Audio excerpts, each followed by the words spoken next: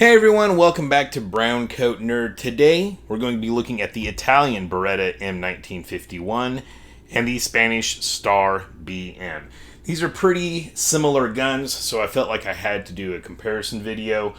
Real quick, I do want to remind everyone to please go check out my Instagram as well as my Rumble. And now back to the review. So I've had the Spanish Star here for quite some time.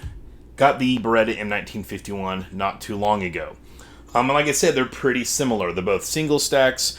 They're both 9mm Parabellum, and they both each hold 8+1 rounds. Both of these particular ones are also both surplus. Now, I know the Beretta, M1951, they did make some specifically for commercial sales. Whereas the Star BM, I'm not sure if they ever made them specifically for the commercial market. The Italian police and Navy both used the Beretta M1951. And then I know the Spanish Star BM was used by the Spanish police as well as their Guardia de Civil. Not sure what other branches, if any other ones did use it.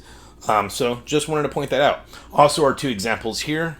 The Beretta was made in 1968 and the Star was made in 1976. Now, comparison-wise, like I said, they're both single stack, they're both 9mm, they both hold 8+1. However, on this comparison, they both do have a different operating system. The Beretta here has the dropping lug, kind of the more traditional, what you'd see on the Walther P38 or the modern Beretta 92. And then the Star is more of your traditional 1911 style Browning tilting barrel. So there is a difference there. Let's get into some of the dimensions real quick. Our Star is a little bit smaller than our Beretta. The slide dimensions, the slide thickness rather, on the Beretta is 24.9mm. It is also worth pointing out I use the cheapest digital calipers I could find on Amazon for these measurements. The slide thickness on the Star is 21.3mm. Our grip thickness on the Beretta did kind of change. It got a little bit fatter as it went to the bottom. You also might notice that these are different grips that I had on here when I did my initial review. The original grips that came with this were cracked right back here. They were the smooth, well, they weren't completely smooth. They had these lines in it, but they did not have the Beretta logo, which I always thought it'd be kind of looked nicer with the Beretta logo. However, I actually kind of like the ones without the Beretta logo. I purchased these on eBay. They were advertised as old new stock. I'm pretty sure these are remakes. I do not think that they are original Beretta grips. The plastic material feels very different from the original grips. The original ones probably a little bit more brittle than this. Also, you notice we kind of stick out back here. Apparently, some of these newer grips also require a little screw back here that these did not come with, and the original grips did not have that little screw hole there. So I did hold these grips together as best I could to get the measurements. Once again, these measurements might be slightly off since I don't think these are original Beretta grips. And I cannot find the originals. I've got them here somewhere. I've got so many boxes full of military surplus stuff that I get thrown in storage. It's kind of a hassle to find what I need sometimes. But the average grip thickness was about 28.5mm on this guy. And then the Star BM, they were pretty consistent throughout. And those were 30.5mm. You also might notice that I've taken off my lock grips, G10 grips. That was only for the comparison here. I love those grips. They're going on as soon as I'm done making this video. The widest point on the Beretta was actually right here where that slide stop is. And that came to 27mm. The widest point on the Star BM was back here with the safety, and that came to 29mm. The barrel length on these, the Beretta is 4.5 inches long on the barrel, whereas the Star, the barrel length is 3.8 inches. The barrel thickness on the Beretta, we're at 14.9mm. Barrel thickness on the Star is 13.4mm. Excuse me, I slammed a Dr. Pepper right before starting this video. Weight, which I did not actually do yet, so we will get the cheapest digital scales I got on Amazon. And I meant to do this at the very beginning. We are empty. I always safety check everything before I do any of these videos. So we're going to weigh both of these with an empty mag in it. The Beretta comes in at 2 pounds, 0.1 ounces. And our Star BM comes in at 2 pounds, 1.6 ounces. So, got that out of the way. Trigger pull on these. I did an average of 5 trigger pulls. The Beretta came in at 5 pounds, 5 ounces for the average.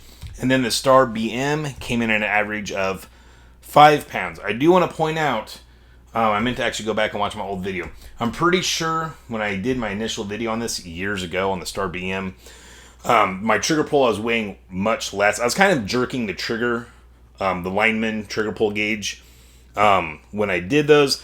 Now whenever I'm doing trigger pull weights, I've been doing this for quite a few years now, is I go very slow pull on that. You get a little bit heavier pull. I think that's more of a little more of a realistic measurement. So this came in at 5 pounds even on that average. So pretty much same trigger pull there. Also, it is worth pointing out that the the Star does come with a magazine disconnect. Meaning once the mag is out, you can't do anything. If you pull the trigger, nothing's going to happen. However, that is very easy to remove, and I have done that on this one. You just take the grips off. It's plain as day what part needs to come out, and it just falls right out. You don't need any tools to take it out. Also, while that mag disconnect is in here, the mags will not drop free on the Star BM, but once you remove that mag disconnect, your mags will drop free just fine. However, on the Beretta, not so much. And there is no mag disconnect on this, I'm pretty sure. Once again, we are clear. Okay, no. Okay, yeah. There is no mag disconnect. But the mags do not drop free on the Beretta, which we'll get to here in just a second. The way that magazine safety is not terribly important.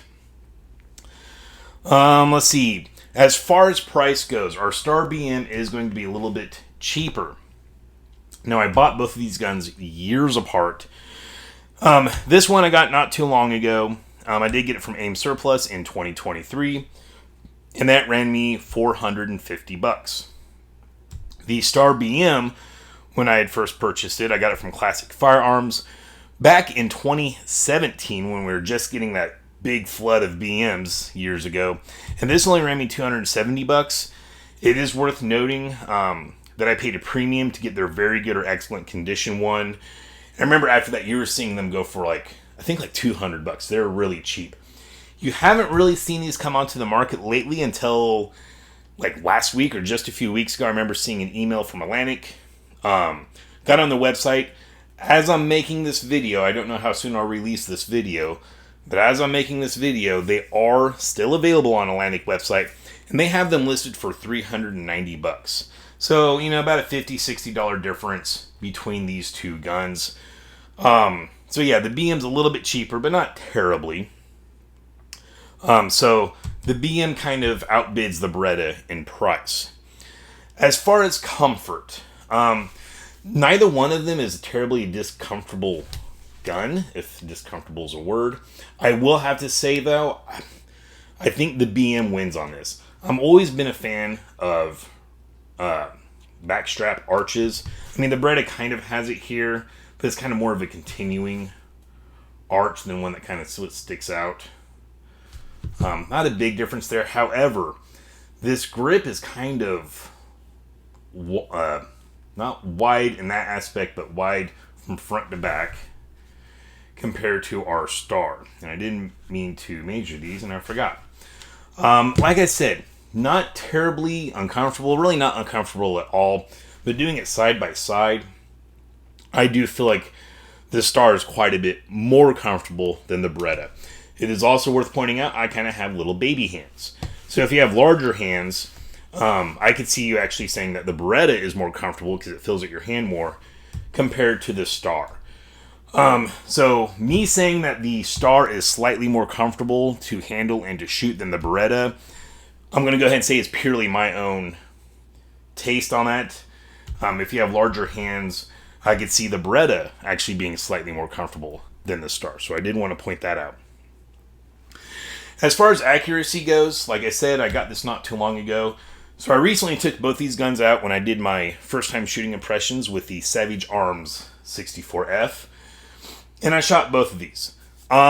Traditionally, I've shot this Star a ton over the years. I mean, when I first got it, I fell in love and was just shooting the snot out of it. I do remember several years back, and I never had any malfunctions with it. It came with one mag. I had purchased an additional 2 mags, and I was kind of using all 3 of those mags without any issue. I do remember several years back, I took out my nephews to go shooting, and I did bring along the Star BM. I felt that was kind of a smaller gun, didn't have a whole lot of kick. They were brand new to shooting, so I felt this would be a pretty good one. They both enjoyed it very much. However, I believe it was Jacob, he did get a malfunction, and I think it was a stovepipe. It was so long ago I couldn't remember, but I remember being shocked because that was the first time I ever had any kind of failures with this Spanish Star. And it was just that one failure. We went on, had no issues during the rest of the range trip. I've only taken this guy out like 2 or 3 times.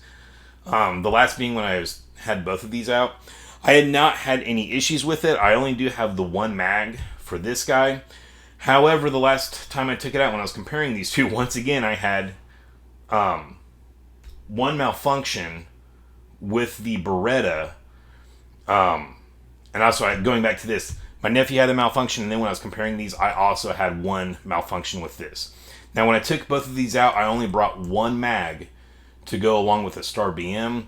So I don't know if that had anything to do with it. And I'm going to be honest, there's a lot going on. I'm pretty sure I had a stovepipe that last time with the Star. And then with this guy, I can't remember if it was just a failure to feed or a failure to eject. But I did have that one hang up. Now, I haven't shot this a whole bunch, so I was kind of like, ugh.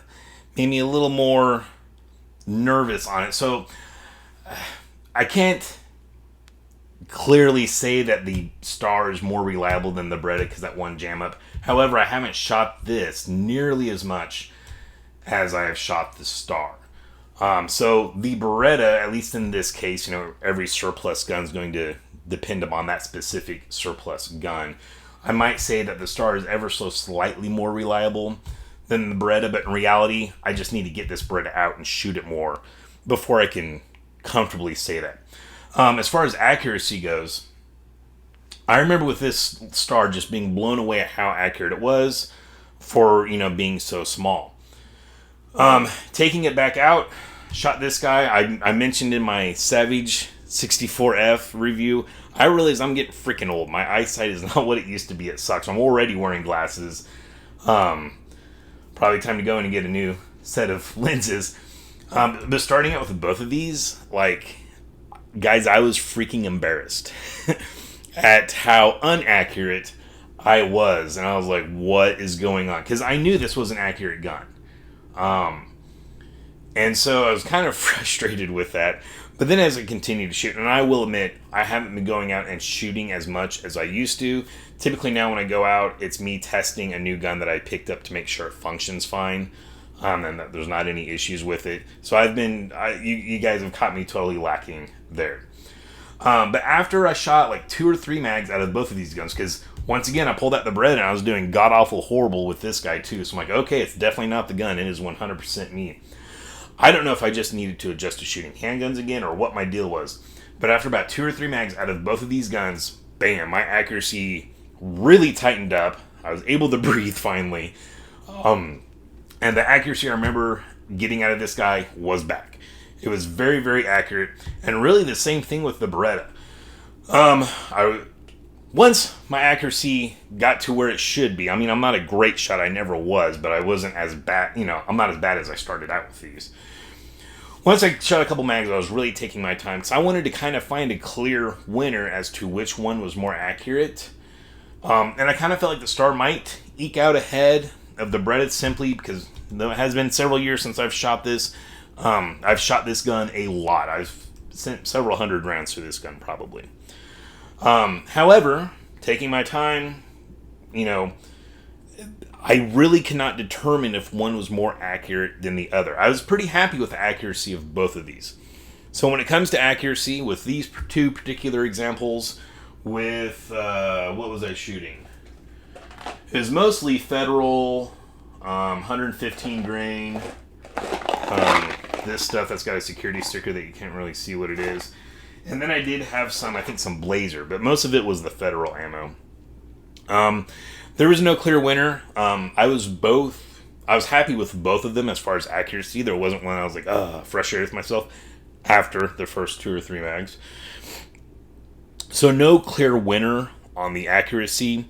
And then the drop-free mags. Like I said, they do drop free on the Star BM once you remove that magazine disconnect.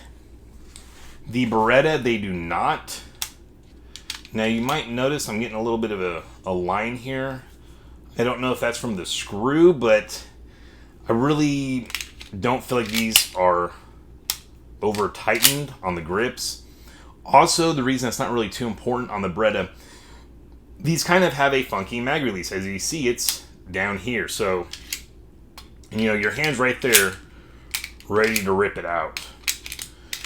So not a huge deal there. The Star BM, of course, does have your more traditional mag release right up here. Very comfortable to get to.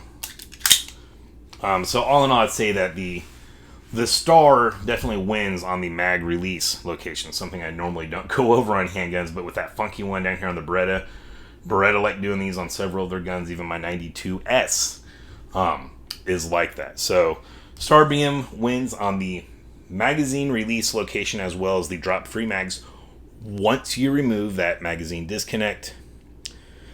Let's see. Cool factor. Are one of these substantially cooler than the other? Well, this was in Scarface, so that definitely gets a point there. I'm sure this has popped up in some movies. Since it's kind of like a smaller 1911, I can see them giving this in the hands of, you know, your more petite actors or women, just so they don't look like they're holding a huge, giant gun. So, you know, like I said, famously this was in Scarface. Also, I mean, this is kind of, it's not really a 92 because it's single action only, but you do have that classic drop lug action. This is the first 9mm that Beretta made. So as a Beretta collector, this does hold a lot of provenance, if you will. Star BM. Star has made tons of, I don't want to say 1911 copies, because they're not 100% clones of 1911s, but faux 1911s, if you will. And they always like to chamber them in 9mm. So you do have that classic 1911, you know, look to it. And it is very, like I said, I mean, if you shoot in 1911, you're going to feel very at home shooting this gun. But just mechanically, the internals are not all the exact same as a 1911. So I'm going to go ahead and say maybe the Beretta ekes out just a little bit ahead of the Star BM on the cool factor. Sights. Beretta has got some very, very low sights here. If you've got like one of the old original Beretta 92s or 92Ss, you're going to know what I'm talking about. These might even be ever so slightly smaller than those. Let's actually go ahead and check and see. Here's the 92S. Is that a scrape or some lint? I think that is a scrape. So, okay, the 92S, yeah, they're either the same size or ever so slightly smaller on the 51 here. So, yeah. But talking about that dropping lug, I also do want to point out, it's actually covered on this guy, whereas all the Berettas we're used to are exposed. You can see those lugs dropping down there. Let's get this guy out of the way. Whereas on the Beretta 1951, that top section is actually covered up. And now there are some of the higher trim levels of the 92S that have this section covered up. However, those will have like a little hump here. So I always thought that was kind of interesting that they are covered on the 51 there. Sights, on the Star BM, they're not much better, but I will say that they are better. Comparatively to like surplus handguns, these are pretty decent for the era that they came out at. So I'd say that the Star BM does win out on the Beretta 1951 when it comes to the sights. Safety. Once again, this Beretta's got a really funky safety. It's this little crossbolt safety right here. Now you cannot engage the safety when the hammer is down. You can only engage it when the hammer is back. And normally there's a little red ring here. I think it is worn off on this particular one. But so yeah, safety only works when the hammer is back. Your Star BM, it's got the classic, once again, 1911 style safety. Very easy, as I fumble with it, to operate. And as you can see there, you can put the hammer back and the safety on, or you can put the hammer down and put the safety on. Also, it is worth pointing out that when the hammer is back and the safety is on the Beretta, okay, it does not engage, the safety does not engage the slide. I was actually thinking it did. And on the Star, obviously, it does engage the slide. You can see it locks up there. So if that's important to you, worth pointing out there. Let's see. Holster options. Now looking around for the 1951 here, I was only finding kind of surplus holsters, which actually when I looked was not the easiest thing to find. But yeah, you're kind of stuck with surplus holsters on this guy. I'm sure if you looked really hard, you might be able to find some like custom holsters for this. Other than that, you're going to be using like generic holsters. I think pretty much anything for like a 1911 or even a 92 is going to work just fine for this. The Star BM, kind of the same boat. When I first got this, I could not find a surplus holster to go with this gun anywhere. I was finding lots of surplus holsters that were kind of generic holsters that people were like, oh, you can use that with this guy, but they weren't specifically for the gun. I didn't, excuse me, I didn't know if they actually made a specific holster for this gun. Right before making this video, I was like, I'm going to hop back on and see if anything's changed. Because like I said, it's been several years since I've done that. And all over eBay, I can find holsters specifically for the Star BM, both in leather and canvas. So I'm going to have to get me one of those because I always like to have a surplus holster to go with my surplus gun. Also, I purchased it. I cannot for the life of me find it. Once again, it's in one of those boxes I've got in storage probably. But Liberty Tree Collectors a while back, I don't know if they still have them in stock, it was an inside the waistband style holster. It wasn't a Kydex, but it was a polymer holster. And I have carried this gun a few times. It's been years. But that plastic inside the waistband holster I got from Liberty Tree Collectors, it worked. It wasn't the best thing out there. I've also used an inside the waistband leather holster that was actually for a 1911. It had a lot of extra room up here because this is obviously shorter. Once again, that worked, was not the best. I finally graduated from carrying surplus as my carry gun. I now carry a Glock 43. In case you guys are typing away like, why are you carrying a surplus? When you've got nothing else, you know, I'm okay with it. I'm not shunning anyone that does carry surplus. Like, I've carried tons of surplus. And also I like surplus, so it just made sense. However, yeah, carrying a nice polymer-bodied handgun that's small, has tritium and fiber optic sights on it, a light and a laser is a huge upgrade over something heavy like this. Not that this doesn't get the job done, it does, but I feel there's better options out there. I'm probably starting a war in the comments section that I'm not meaning to. So let's get off of that. Grips. With this guy, like I said, I was trying to find some original grips to replace the ones that I had that were cracked right back here. The original ones are kind of more of like a Bakelite material. I don't know if they're actually Bakelite. I doubt they are. But they're Bakelite-esque. I did not see any G10 style grips out there for this guy. I did come across a lot of wood grips, and some of them look really nice. And I'm always torn on whether getting, you know, wood grips for my surplus, because I try to keep them as original as possible, you know, because that is my collection. However, god dang, they look really nice. And actually, you'll eventually see a video here. I broke down and got some wood grips for my CZ83, and holy cow, they look magnifique. So, I don't know, I'm going to do the same thing with this. The Star BM, once again, you can find lots of wood grips out there. And, like I mentioned, I do have the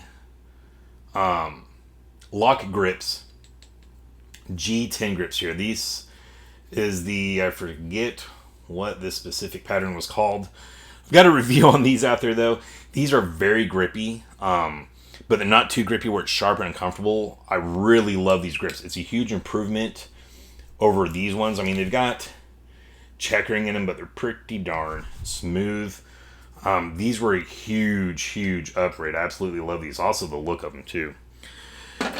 So, Star, both of these you're going to find wood grips. And then the Star has the advantage of at least lock grips, making G10 grips for these as well. The factory grips, I mean, these are pretty smooth. I'd actually say the original grips that were on here might even be more slippery. This polymer material has a little more of a matte finish, not so much of a shine, so it might be ever so more grippy than the original ones that were on here. But you just got these lines here, not a whole lot going on.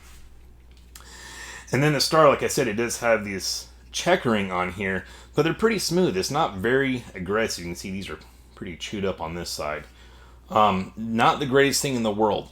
This guy, though, the grip is so slender, it's very easy to grip in your hand. Neither one of these guns are you going to shoot it and feel like it's getting away from you. But you could definitely still add some grippiness if you were to change out the grips on these, especially if you get the G10s for this guy. So, I don't think neither one of these guns is a clear winner. As far as collectability and having something cool in your collection, I think the Beretta 1951 might eke out just a little bit ahead of the Star. This is the beginning of Beretta, making 9mm, using that drop lug system that they stole from Walther. That's going to be an argument in the comment section probably. The Star here, they're just kind of taking the 1911 and doing their own thing with it. Not that they failed. These are great guns. I love them. But as far as like a cool factor in collecting, I guess you kind of already went over cool factor. But a good spot in your collection, I think the Beretta might eke out just ahead of the Star a little bit. As far as taking it to the range and having fun shooting with it, they're both fun guns. However, I think just because of that slightly slender grip and the slightly better sights on the Star, I think the Star ekes out just a little bit ahead of the Beretta. So there's no clear winner or loser on these guns. They're both great guns. If you're looking at getting a 9mm and you're debating between these two, if you're a surplus collector, I think it's just going to come down to which one fits in your collection. Maybe you don't have a Beretta and you want a Beretta to add. That's, this is a good way. Or say you do have a bunch of Berettas or even a 92. This fits into that collection very well there. Maybe you've got a big Scarface poster in your living room. Boom, there you go. The Star definitely has its spot. There's tons of other Star 9mm type guns that they have out there. Maybe you have several of those. This is a good little guy to fit into that collection. It's pretty small. It's not the smallest. I think they did make a 380. Actually, I know they made a 380. But I'm pretty sure it's a little bit smaller than this guy. But this is a very handy, dandy little gun. Like I said, it's very fun to shoot. Maybe you've got some set me's like I do. You got a C or some L's. This will kind of fit to that collection fairly well there, because then you got a little sidearm to go along with your rifle. But yeah, no real clear winner here, but I did want to bring this video to you guys so you can kind of hopefully make a decision. And like I said, I think they're very similar, even though they have different operating systems on them. They were similar enough for me to I couldn't pass up making a comparison video, so I had to do that for you guys. So that is all I've got for you on this one. I hope you guys enjoyed the video. If you did, please consider liking and subscribing. And of course, as always, stay safe and stay shiny.